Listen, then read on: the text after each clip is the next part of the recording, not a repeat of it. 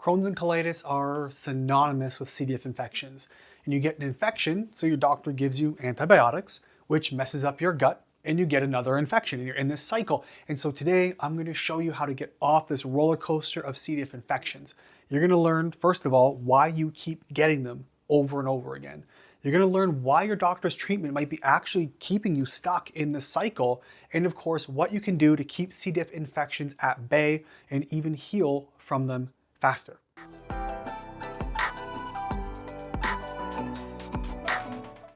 Now, if you don't know me, my name is Josh Deck. I'm an ex-paramedic, IBD specialist, medical lecturer, and physician's consultant, as well as the scientific strategist and education director for the Root Cause for Crohn's Colitis organization. I really got to trim those down. But anyways, today we are talking about fixing the cycle of C. diff infections that you keep finding yourself in. C. diff is short form for Clostridioides difficile. This is the extended version of C. diff. It's a really nasty infection and it's extraordinarily contagious. As in the hospital you can get it. If you don't flush with the toilet seat down and your partner touches something in the bathroom, they can get it. It's a very gnarly, highly infectious bacteria which cause a lot of problems. Very, very contagious. If you do have an infection, you'll know the signs and symptoms look like things such as loose bowels, really like foul smelling loose bowels or diarrhea. It can be often yellow in color as well. It comes with a lot of pain, fever, nausea. Sometimes you get the chills and sweats, dehydration, blood or mucus. There's a lot of symptoms it can come up with, and it can even trigger you right overboard and into a full-blown flare, which obviously you want to avoid. In the worst case that you can end up with a C. diff infection is what's called toxic megacolon, where your entire colon is just so infected and overgrown with microbes, it's an emergency and they want to remove it. You can get septic, where you actually have toxins leaking into the rest of your body, which can effectively kill you. And so C. diff is nothing to mess around with. Now I want you to be aware of your risk factors as well. Repeat antibiotic use leads to more C. diff overgrowth. That's one of the biggest problems that we see with those who are going through Crohn's and colitis, who have these infections. It's repeat antibiotic use that ends up leading to these repeat infections. Another major risk factor is long-term use of PPIs, that's your proton pump inhibitors or H2 blockers. So these are going to be like your antacids, prescription grade antacids, are a huge risk factor for developing a C. diff infection. Not only because of how it doesn't kill off some of these spores, but it creates this whole cascade of dysbiosis inside of your gut. And we need bacteria to control each other, which we're going to get into in a sec. Another issue we see is what's called generalized dysbiosis, where your gut microbes don't have good balance, and a lot of the bad or opportunistic guys are overgrown because a lot of the good guys aren't there to really police them. So that's a big one as well.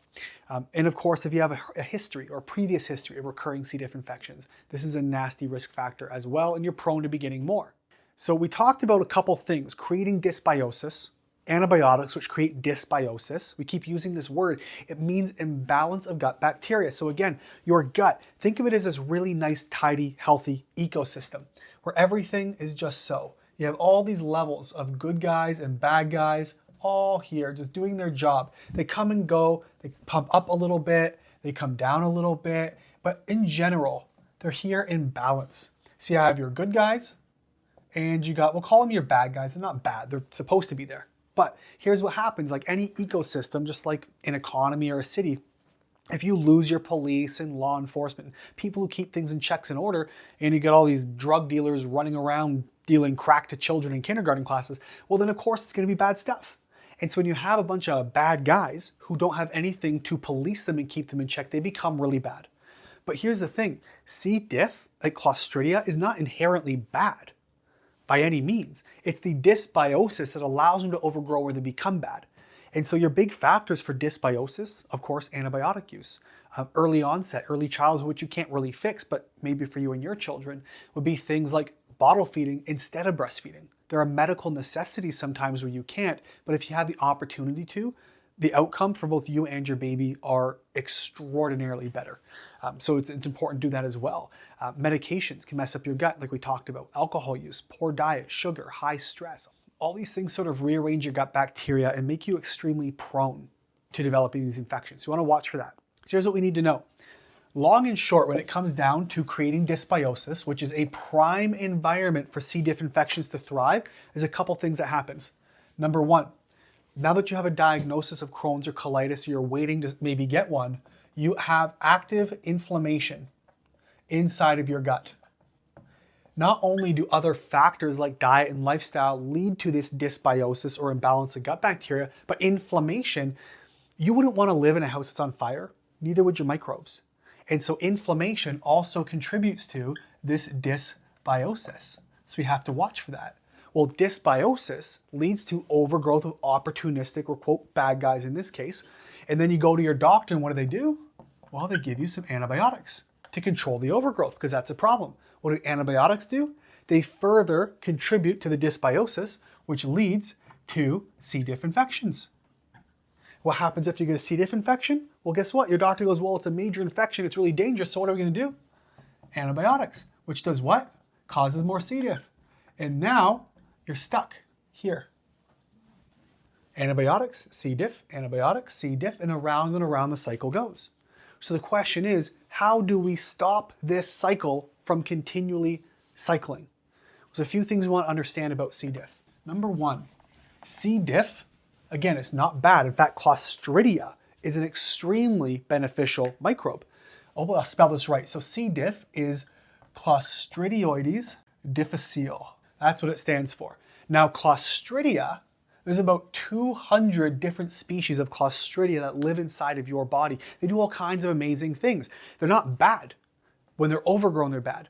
Clostridia is extremely beneficial. In fact, Clostridia helps regulate your immune responses and immune system, inflammatory responses. They produce something called short-chain fatty acids, which are actually the primary fuel source for the cells inside your colon. It helps with your gut barrier integrity and gut function. It helps reduce inflammation. There's all kinds of benefits. They signal to immune cells. Short-chain fatty acids are absolutely essential for life and for health. And they come from Clostridia. They're a major producer. So again, they're not bad. Clostridia protects against pathogens, believe it or not. They actually have antimicrobial peptides they can produce, which compete against C.Diff overgrowth, Salmonella, and others. It's all about balance, having the good guys to control some of the bad guys. We can get, Clostridia even helps with your metabolism. They help metabolize carbohydrates, help balance out your blood sugar. Again, they reduce inflammation. There's so many good things. Imbalance is the problem, not Clostridia. So we have to deal with the imbalance if we want to deal with the infections because they're connected. Having IBD, you're going to have had at some point a nasty bit of antibiotic use. It's almost inevitable when you're dealing with IBD. Your doctor might just have thrown them at you. In fact, I've known dozens, if not hundreds, of people I've spoken to over the years who had some kind of gut issue, who were given antibiotics just to see what happens, just in case, who developed a C.Diff infection, who ended up with Crohn's or colitis because of that. And so it's a really nasty cycle. So let's talk about antibiotics for a minute. There are major risk factors. Again, they push down a lot of your good bacteria, but they also run the risk of creating something called AAD. Between 5 to 25% of people who take them can develop AAD. This stands for antibiotic-associated diarrhea. 5 to 25% of people can get this AAD. Now you might think it's not that big of a deal, a little bit of diarrhea. Did you know that 15% of these cases can be fatal? Death by diarrhea, not a way anybody wants to go due to nutrient loss, dehydration, infection, sepsis, overgrowth, dysbiosis, whatever it may be. Antibiotic-associated diarrhea can affect 5 to 25% of people who take antibiotics, and up to 15% of cases, up to 15% of cases can be fatal. This isn't information your doctor gives you. They say, take these, give it a whirl, and let me know. And so now they have the antibiotics, you have the diarrhea because it created what? Dysbiosis. Well, now that you got this case of dysbiosis, what's happening? You now have breakthrough infections, you have overgrowth. Dysbiosis, especially in the case of IBD, previous infections, etc., once again leads to more C.Diff. And now we're back in the cycle. So what do we do about it? Can you avoid taking antibiotics? Well, I can't and won't legally advise you against your doctor's advice. When they say take an antibiotic, sometimes you need it. But antibiotic consumption is up 40% in the last 25 years. And the vast majority of antibiotics are frivolous. We don't actually need them. They're just given just in case or because you got the flu or something else. It's crazy. We're destroying our microbes, extincting our gut microbiome.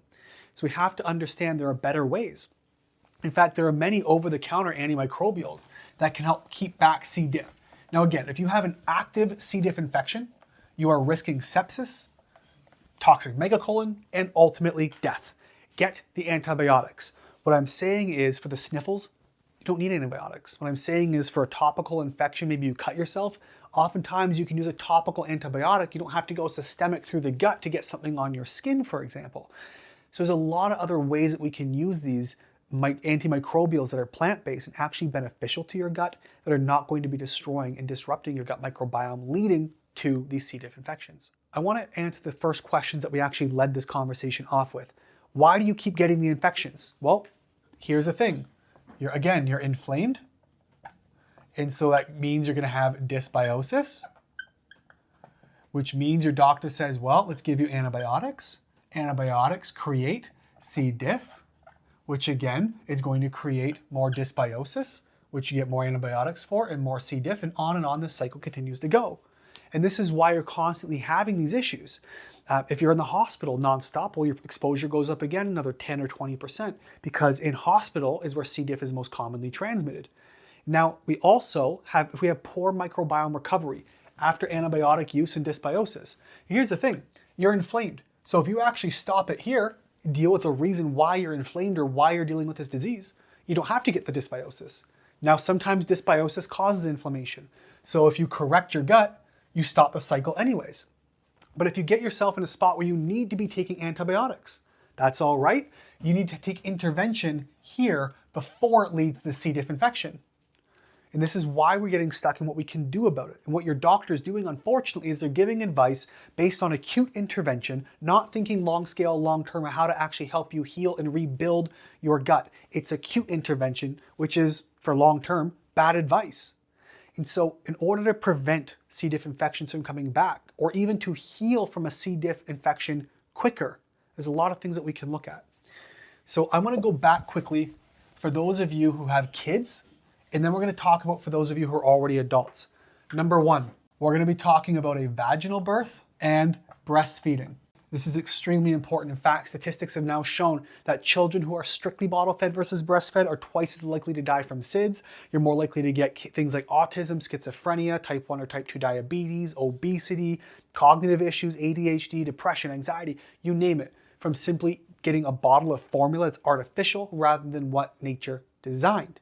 And so proper birth, breastfeeding is ideal from the ground up. Next is going to be outside. Now this might be playing with pets, playing on a farm, it might be traveling, but it's ultimately exposure. These are the biggest seeds of foundation for building your gut microbiome in childhood all the way to your teen and adult years. But I don't think we have any babies watching right now. So let's talk about what adults can do. Number one thing that you can do, of course, is going to be probiotics.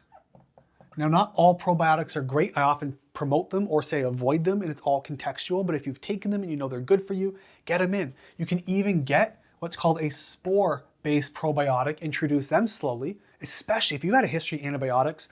Probiotics are probably a really good idea. Even in the modern world, like westernized, industrialized countries, we need more of these. And so spore-based is kind of like a seed, where it'll actually go all the way through, instead of getting beat up in your stomach, where in the stomach acid, where a lot of probiotics go to die. What ends up happening is they get all the way through the small and into the large intestine, where they can then plant seeds and grow. And that's what a spore-based will do. And so getting some of these introduced, getting into nature, travel, go see people. There's a theory called the hygiene hypothesis, which states that we're too clean. In fact, if you look at all the chemicals and toxins we often tout about making us sick in our modern world, consider that we have still, North America has the highest rate of Crohn's colitis per capita in the world. Even though we're exposed to a lot of toxins and chemicals, there's also the hygiene hypothesis that takes over. It says, well, look at China and India and all these industrialized countries. They are exposed to a lot of the same chemicals and toxins that we are, but they don't have nearly, I mean like 100th, if not 1,000th of the disease cases that we have per capita, because we're so overly hygienic. We're not exposing ourselves to outdoors and elements and other microbes. And this is what's making us sick. We don't have enough of an ecosystem or diversity in our guts to keep us healthy and whole and defend us and keep things at bay. And so we want to go back to rebuilding our gut, get exposure, get outside, travel around, see people, eat new foods, try new things. Eat probiotics. Avoid eating foods that are destroying the gut microbiome, because then that's the wrong kind of exposure. It's important to get the right exposure. We want to work on prevention and introduction. Reduce toxins, chemicals, pesticides, glyphosates, all the junk that's destroying it. Get outside, get into nature. If you touch a tree and you bite your nails, don't feel like you have to wash your hands first. Get some of that into your mouth. It's okay. Get outside. This is the best way to get a natural exposure from our environment to help heal ourselves from the ground up. That's how we can prevent it. Now, on the other hand, let's say you've got an active infection or need antibiotics. What we can actually look to do is heavy doses of probiotics. In fact, different strains of lactobacillus and bifidobacterium, these are the most common ones you'll see. You can get like Visbiome, 200 billion plus. Taking these actually prevents the AAD we talked about. So it's your antibiotic-associated diarrhea. Taking high doses of bifido and lacto actually reduces your risk by up to 54%. It reduces your risk of this antibiotic-associated diarrhea by 54%. So simply taking some probiotics, even though some may be transient, they don't necessarily plant like spores do. They can make a huge difference in your outcomes in your C.Diff infections. And so probiotics can combat C.Diff. If you're somebody who's prone to it, start rebuilding your gut microbiome. Let's find the root cause of your IBD, why you're inflamed, what's actually creating this disease. It's not a genetic, autoimmune, or unknown condition, like at all. Genetics play a very small part. Only about 24 to 28% of people have any family history. Genes don't work in a vacuum. Toxins, chemicals, exposure, etc. Even how you're born change the gene expression turning up or turning down.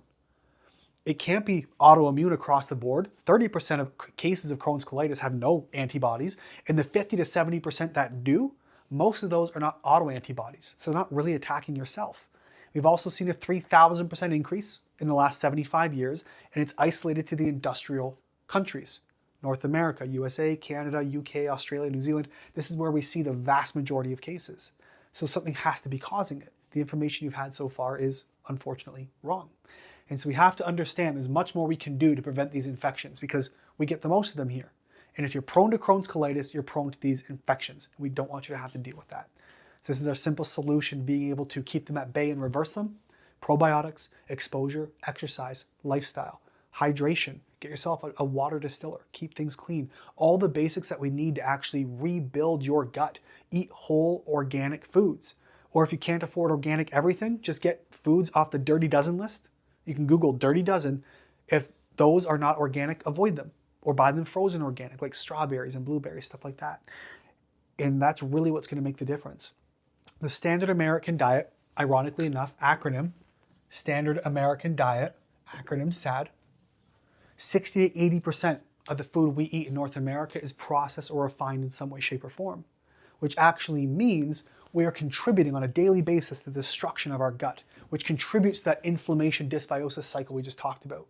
But you can intervene, you can do something about it. You don't have to be stuck on the cycle of infections over and over and over again. I want to show you how you guys can get help, because I promise you don't have to do this on your own. There's a common misunderstanding with bowel disease, like it's just something you're stuck with, something that nobody can help you with, that it's this inevitable, unfixable condition. Well, if it's not genetic, it's not unknown, and it's not autoimmune, then what is it? There has to be something to this.